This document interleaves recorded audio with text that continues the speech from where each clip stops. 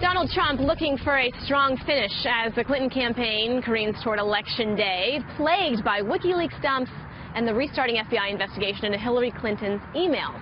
Momentum is in Trump's favor this week, and though he's still behind in most polls, the gap is closing quickly. But is it closing quickly enough? Jim Osman is the D.C. bureau chief for Media General. We've had him on the show many times. Jim, I want to pop up your predictions on the screen, and then I want to ask you this question because the last time you and I had this discussion, there was a path to 270 that Hillary Clinton was taking that seemed a lot more effortless. And now we can see there she's not getting quite as many as you had predicted before, 294, so still over 270. But I remember at one point we were talking up in the 300s. So what's changed for you? Well, I mean, certainly the Comey effect, which is obvious. I think that right after that, her poll numbers started to crater. And in some regards, when you look at the internals of the polls, what we were seeing is that non-college educated women were starting to go towards Trump. And so the map I had probably a few weeks ago was probably one that was the best for Hillary Clinton, the best outlook for her, and that's no longer the case. She's not going to get 350, 360, 370, 380. At best, I think she may get about 320 electoral votes.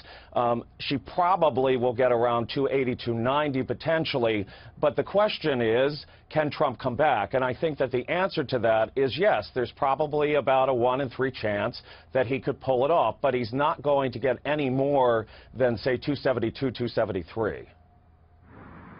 Okay, and I want to talk about a few specific states with you, but first and foremost, I had read a stat that Real Clear Politics says that 6 states have a margin of error, or a margin rather, of 2 points or less. And in 2012 and 2008, it was closer to 4 states. And 6 states, I mean, that could be the possibility of seeing a surprise on voting day. 6 states is a lot. Well, it feels like fool's errands at the election time almost every 4 years, where political consultants on the left and the right say, hey, Pennsylvania's within 2 points. Republicans get on a plane to Bucks County, Pennsylvania, and they don't win.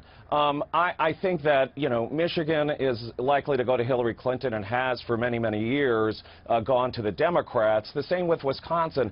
I just am skeptical when I see polls that have it that close. But if you look at the average from the entire election, she's been leading in every poll in Michigan. So that's what I look at most, is not necessarily 1 or 2 at the end, but the entire polling for the election.